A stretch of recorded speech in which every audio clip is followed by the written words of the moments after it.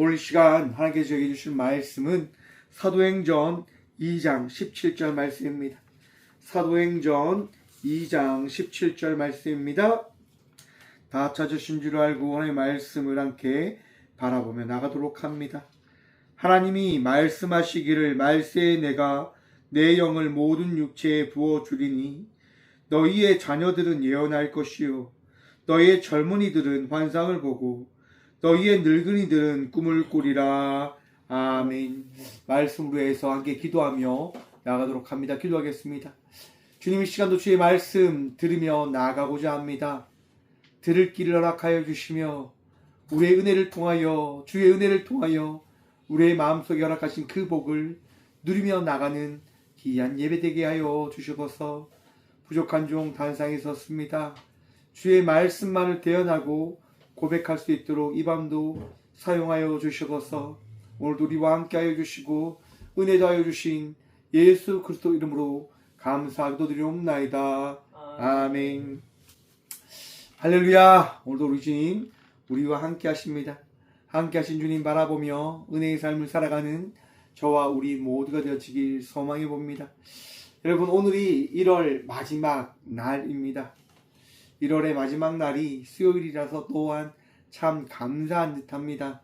마지막 시간을 이렇게 예배로 하나님께 나아간 이 복을 누릴 수 있으니까 말입니다. 여러분, 오늘 하루 어떠셨습니까? 더 나아가서 1월 한 달 어떠셨습니까? 오늘 새벽에요, 어떤 일이 있었는 줄 아십니까? 한국 축구가 이제 아시안컵 8강에 오르는 일이 있었습니다. 축구를 보기 전에 참 기대를 많이 했습니다. 왜 기대를 많이 했냐면 우리나라가 너무 잘하니까요. 좋은 선수들이 너무 많이 있기 때문에 너무나 큰 기대를 했습니다. 조별 예선전에서는요, 그렇게 큰 성과를 이루지 못했습니다. 하지만 16강이니까 더 잘하겠지라고 하는 생각이 들었기 때문에 참 기대를 많이 한 것 같습니다. 기대를 하고 새벽 1시에 축구를 봤습니다. 참 기대처럼 축구는 되어지지 않더라고요. 전반전이 정말 아쉽게 0대0으로 끝나고 후반전이 시작하자마자 한 골을 먹는 겁니다. 1대0이 되어진 거죠. 그때부터 끌려가기 시작합니다. 분위기는 분위기대로 안 잡히고 우리 한국 축구가 왜 이렇게 됐지라고 하는 생각이 참 많이 들더라고요. 그러면서 텔레비전을 끄고 그냥 잘까라고 하는 생각이 막 솟구쳐 찾아옵니다. 야, 내가 축구를 괜히 봤지. 차라리 잠이나 잘걸. 이런 생각이 막 찾아왔어요. 그런데 끝까지 참고 기다리는 거예요. 그래서 끝까지 우리 선수들을 믿자. 그래서 끝까지 함께 하자라고 하는 생각이 들었어요. 축구를 보면서 기대하고 소망하면서 보는 거예요. 이럴 땐 이렇게 하고 저럴 때 저렇게 하면 내 이야기가 전달되어지지 않지만 그렇게 고백하면서 그 축구를 보는 거예요. 축구 90분이 끝났는데요, 10분의 추가 시간이 주어졌습니다. 이제 곧 축구가 끝나는 시간이 점점 다가왔어요. 이제 축구가 끝나는 1분을 남겨두고요, 우리나라 조규성 선수가 헤딩으로 골을 넣은 거예요. 와, 있을 수가 없죠. 끝났다고 생각했는데 끝나지 않은 거예요. 그리고 연장전이 시작됐죠. 연장전에서는 또 0대0 한 골도 두 나라가 넣지 못했어요. 승부차기가 시작되어집니다. 우리나라 1번 선수, 상대방 1번 선수가 골을 넣고 우리나라도 이제 손흥민이 넣고 또 상대방 2번 선수가 넣고 우리나라 김은건 선수가 또 넣고 3번 상대방 선수가 찼는데 우리나라 또 가천유라고 하지요. 조윤호 선수가 그 골을 막은 거예요. 와, 모두가 이제 환호하는 거죠. 그냥 그 환호가 막 느껴졌어요. 그리고 세 번째 우리나라 또 조영규 선수가 나와서 또 골을 넣었어요. 야, 이제 한 골만 더 넣으면 이긴다 라고 생각하는데 또 조윤우 선수가 또 상대방의 골을 막았어요. 그리고 우리나라 황희찬 선수가 마지막 네 번째 골을 집어넣으면서 4대2 스코어로 우리나라가 이깁니다. 축구를 보는데요. 어떤 선수가 잔디밭에 앉아서 저는 기도하고 있는 것처럼 보였어요. 기도하고 있는데 어떤 사람들이 이야기하는 거예요. 일어나야 된다고, 일어나야 된다고. 저는 그런 생각을 참 해봤습니다.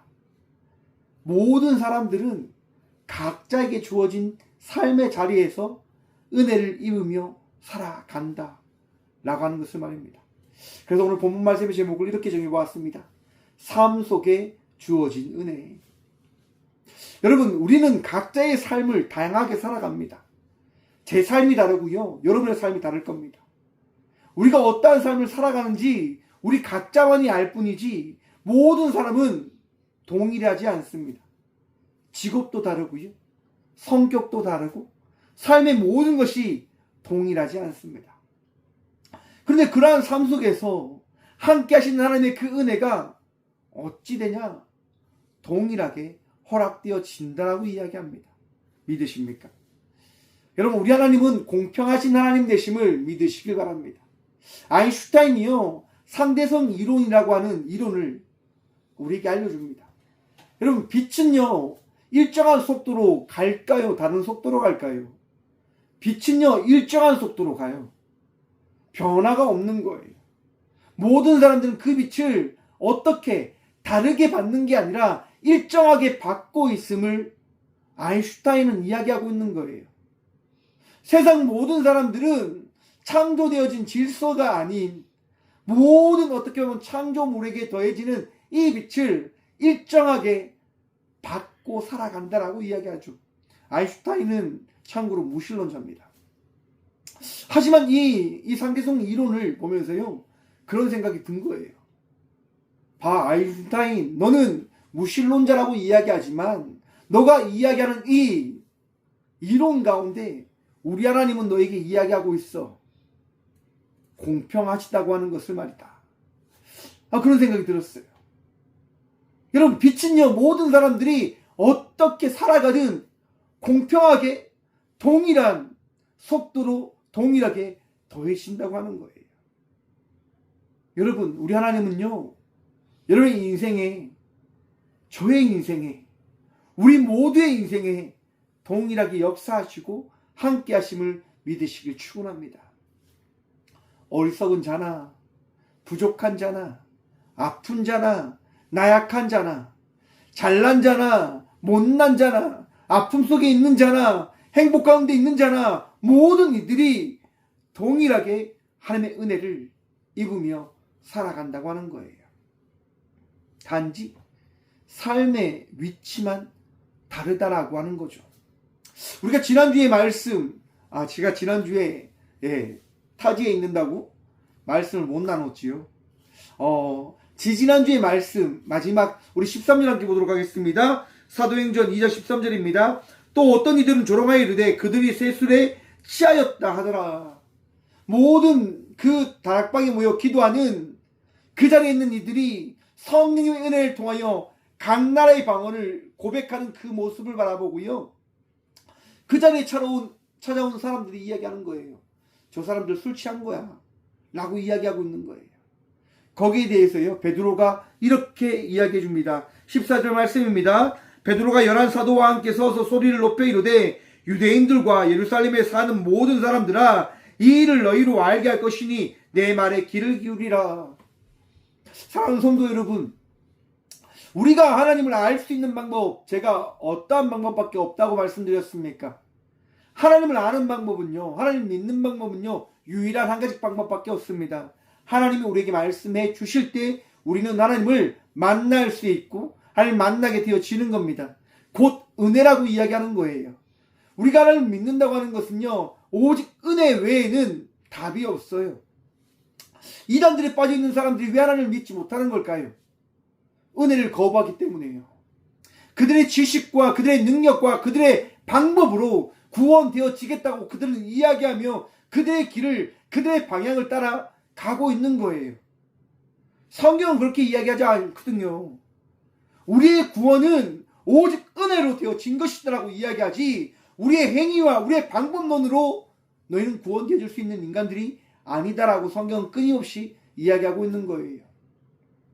그런 차원에서 여러분, 베드로는 그 자리에 있는 이들에게 이야기해 주는 거예요. 너희의 믿음이 좋다라고 이야기하지만, 너희의 신앙이 좋다라고 이야기하지만, 너희가 율법을 잘 안다라고 이야기하지만, 지금 이 시간 예수님께서, 성령님께서 나를 통하여 여러분들에게 전하는 말씀의 귀를 기울이십시오라고 이야기하고 있는 거예요.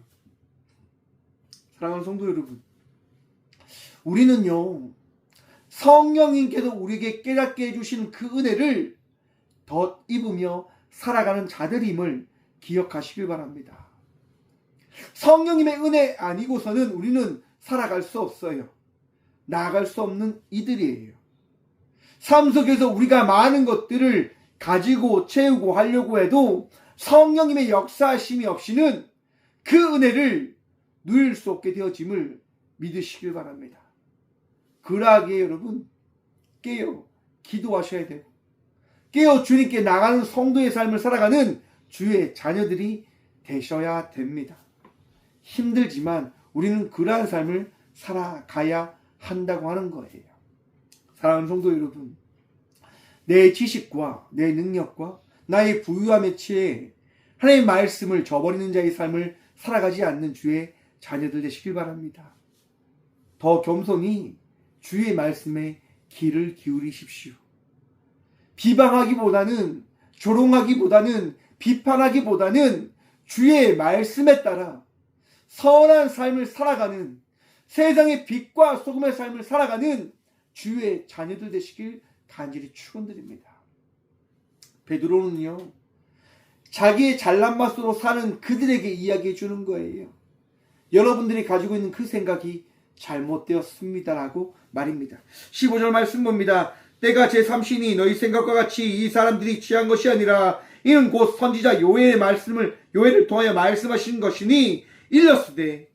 여러분, 지금 베드로가요, 그 자리에 있는 사람들에게 무슨 얘기를 하냐면, 지금 일어난 일은 어떤 이야기냐면, 과거 우리가 알고 있는 선지자를 통하여 선포되어진 말씀이 이 시간 우리에게 나타난 것이다라고 이야기하고 있는 거예요. 말씀을 준비하는데요, 자꾸 이 상대성 이론이 제 머리를 떠나지 않는 거예요. 무슨 말이냐면, 상대적으로 그 모든 것들은요, 우리에게 허락되어진다라고 하는 이론이다라고 저는 생각을 해보았어요. 결국 이루어진다고 하는 것, 결국 그 모든 것들이 되어진다고 하는 것. 왜냐하면 그 절대 변하지 않는 그 성질을 가지고 있는 그것은 그 성질을 이루고자 하는 그것을 이루어내기 때문에 변하지 않는다고 하는 거예요. 아인슈타인은 빛을 통해서 이야기했지만 저는 말씀을 통해서 그 이야기를 하고자 하는 겁니다. 사랑하는 성도 여러분, 하나님의 말씀은 일적일액 틀리지도 않으시고 가장 완전한 완성을 이루시는 말씀 되어짐을 믿으시길 축원합니다. 구약에 선포되어진 말씀이 신약에서 일어나게 되어진 것은 구약에 선포되어진 하나님의 말씀이 결코 죽은 말씀이 아니라 살아 역사하셔서 오늘 이 시간 이 사회 가운데 허락되어지는 그 은혜를 나타내는, 일으키시는, 살아 역사하시는 말씀이 되어짐을 믿으시라고 하는 겁니다. 여러분들의 마음속에 하나님은 찾아오셨고 또한 말씀하실 것이며 여러분의 인생을 변화시켜 가십니다. 그것은 우리 하나님께서 여러분들과 우리 모두를 택하셨기 때문이며 우리 모두를 하나님의 백성으로 삼으시겠다고 하는 그 하나님의 마음이, 그 은혜가 있기 때문인 겁니다. 오늘도 주의 은혜를 더 입으며 살아가는 주의 자녀들 되시길 축원합니다. 주의 은혜가 여러분들 떠나지 아니함을 믿으시길 바랍니다. 하나님께서 여러분을 택하셨고 하나님께서 여러분들과 함께 하시겠다 말씀하셨기 때문에 하나님은 결코 여러분들을 떠나지 않으십니다. 여러분의 인생을 책임져 주시고요, 여러분들을 인도해 가십니다. 그것은 제가 여러분들에게 이야기하는 것이 아닌 성경이 우리 모두에게 말씀하시는 것임을 여러분 믿으십시오. 마음에 새기십시오. 그리고 여러분, 베드로가 이야기합니다. 하나님 말씀하시기를 말세에 내가 내 영을 모든 육체에 부어주리니 너희의 자녀들은 예언할 것이요 너희의 젊은이들은 환상을 보고 너희의 젊은 늙은이들은 꿈을 꾸리라. 아멘. 여러분, 말세에 선포되어진 이 말씀, 여러분 당시 이 베드로가 있었던 때는요 2000년 전입니다. 그때가 어떤 때라고요? 말세라고요. 말세. 근데 말세가요 끝이 났습니까? 끝이 나지 않았습니까? 끝이 나지 않았어요. 2000년이 지나갔는데 끝이 나지 않은 거예요. 아니, 요엘 선지자를 통해서 말세에 이런 일들이 일어나면 그 순간이 그때가 말세이다 라고 베드로가 지금 선포를 했잖아요. 여러분, 그런데 이 사도행전 말씀이 지금 오늘 이 시간 우리에게 동일하게 허락되어져 있는 거예요. 한번 생각해 보십시오. 무슨 이야기 같습니까? 그때도 말세고 지금 또 어떤 데다 말세이다 라고 하는 겁니다.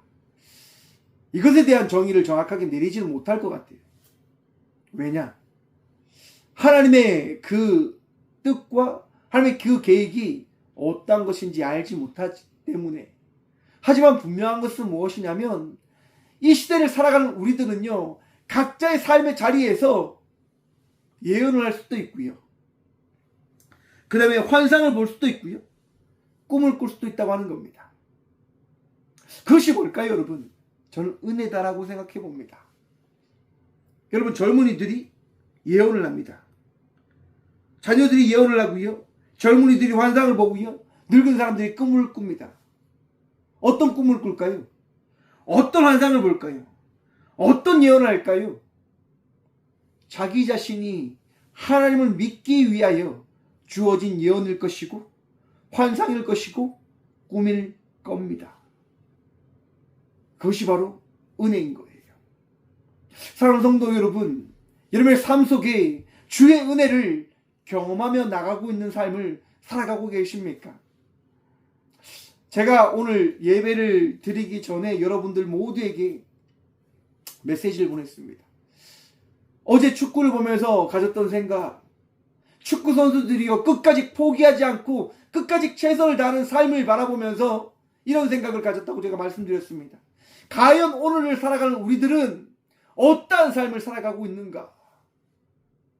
여러분, 지금 2024년 1월이 끝이 났는데요, 여러분들은 어떠한 삶을 살아내셨습니까? 최선을 다하는 삶을 살아내셨습니까? 최고의 삶을 살아오셨습니까? 우리 주님 바라보며 살아오셨습니까? 여러분의 삶이 은혜된 삶임을 고백하며 바라보며 누리며 살아오셨습니까? 사랑하는 성도 여러분, 여러분의 마음속에 있는 불안과 불평과 근심과 걱정을 이 시간 다 주님께 내어 맡기기를 간절히 소망합니다. 우리의 삶은요 주님이 책임져 주시는 삶입니다. 그러하기에 우리는 감사함으로 삶을 살아가면 됩니다. 여러분들의 마음속에 감사함이 있는지 돌아보는 시간 되어지길 소망해 봅니다. 최선을 다하지 못할 때 있을 겁니다. 최고의 삶을 살아가지 못할 때도 있을 겁니다. 최선을 다했지만 마음에 들지 않는 그 삶을 만날 수 있고 바라볼 수 있고 경험할 수 있을지도 모릅니다. 하지만 여러분, 감사하십시오. 하지만 여러분, 우리 주님을 바라보며 기도함으로 나가시는 주의 자녀들이 되십시오. 우리 주님은 주의 방법과 계획을 통하여 그 일들을 이루시는 하나님 되심을 믿으셔야 합니다. 제가 지난주 남시찰 수련회로 라오스를 갔었습니다. 불교 국가고요. 거기 갔는데 불상들이 엄청나게 많은 거예요.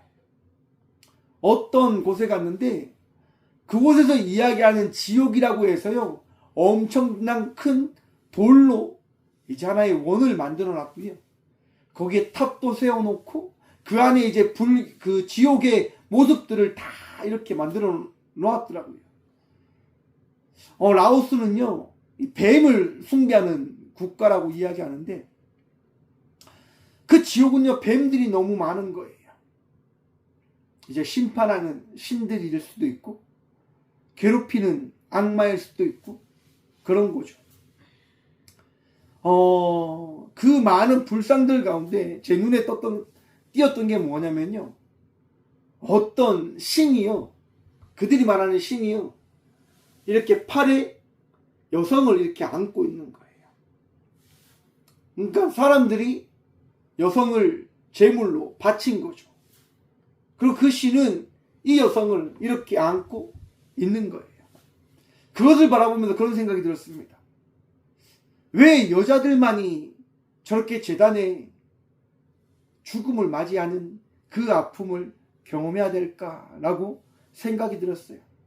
그때 같이 갔던 목사님 이런 얘기를 해주시더라고요.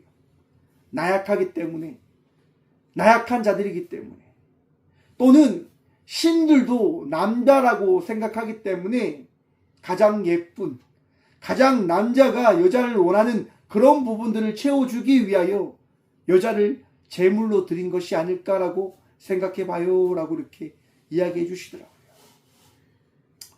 여러분, 세상은요 끊임없이 자기 위주, 나약한 것들을 짓밟으며 자기의 피로 욕망과 욕구를 채워가고자 하는 삶을 살아가고 있다라고 하는 것을 이야기하고 있습니다. 이단들도 우상들도 다 자기의 욕망과 욕구를 채우기 위해서 살아가는 거예요. 여러분의 인생이 그러한 잘못된 길로 빠져가지 않으시기를 축원합니다. 베드로가 오늘 이 시간 이 자리에 서서 이야기하는 이유가 어디에 있습니까? 여러분들이 가고 있는 그 방향이 잘못됐다고 하는 거예요. 우리는 은혜로 살아가야 되는 자들인데, 은혜를 기억하며 살아가야 되는 자들인데, 그 은혜를 잊어버린 채 나의 욕망과 욕구를 따라가며 나의 잘난 것들을 이야기하며 살아가고 있지는 않은지 생각해 보라고 하는 거예요. 여러분, 2024년 1월이 이제 끝이 났습니다. 이제 11월 달이 남았는데요.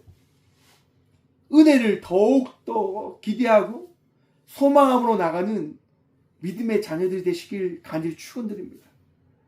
더 겸손함으로 하나님 은혜를 구하며 나가는 주의 자녀들이 되십시오. 하나님의 말씀이 여러분의 그 심정을 쪼개는 그 은혜를 경험하시고 주의 말씀이 살아 역사하시는 삶을 살아가심을 통하여 감사가 끊이지 않는 삶, 평안함이 끊이지 않는 삶, 화평을 이루며 나갈 수 있는 성도들 되시길 간절히 축원드립니다. 우리 주님 여러분들에게 말씀합니다. 수고하였다라고 말입니다. 오늘도 참 고생했다라고 이야기합니다. 여러분, 주님의 위로하심과 주님의 평안 누리시며 언제나 승리자의 인생을 살아가는, 언제나 예배자의 인생을 살아가는 저와 우리 모두가 되어지길 간절히 축원드립니다. 우리 주님 여러분들 사랑하십니다. 기도하겠습니다. 주님 감사합니다. 오늘도 은혜를 더 입었기에 이 성전에 나와 예배함으로 나아감을 고백합니다. 주님, 우리의 마음을 위로하여 주시고 주님께서 우리와 함께하고 계심을 잊지 아니함을 통하여 더 평안함으로, 더 기쁨으로, 더 온전함으로 주께 나아가는 우리 모든 주의 자녀들 되어줄 수 있도록 이 밤 위로하여 주시고 치유하여 주시고 세임 다하여 주셔서 지혜와 명철을 구합니다. 하나님, 부유함을 구합니다. 위로함을 구합니다. 우리 주님을 만나고자 하는 그 믿음을 찾음으로 나아갑니다. 주여, 은혜를 허락하여 주셔서 오직 주의 은혜로 우리가 변화받았음을 고백하며 나가는 자의 삶을 살아갈 수 있도록 복유복 허락하여 주셔서 오늘도 함께하여 주심에 참 감사합니다. 승리할 수 있도록, 기뻐할 수 있도록, 감사할 수 있도록 우리 주님 우리와 함께하여 주실 줄 믿사하며 부족한 종과 함께하시고 함께 예배드리며 나가는 모든 주의 자녀들과 동행하여 주시는 살아계신 예수 그리스도 이름으로 감사기도 드리며 이제는 우리 주 예수 그리스도의 은혜와 하나님의 다함없는 사랑과 성령님의 감화 교통하심이 이 시간 예배로 나와 모든 삶 속에 함께 하시는 주의 은혜로 말미암아 감사합니다라고 고백하며 살기를 결단함으로 나가는 꽃교회 모든 성도들과 함께 영상으로 예배하며 나가는 모든 믿음의 동역자들의 삶 속에 그들의 가정과 그들의 일터 위에 이로부터 영원까지 함께 하시기를 간절히 축원하옵나이다. 아멘.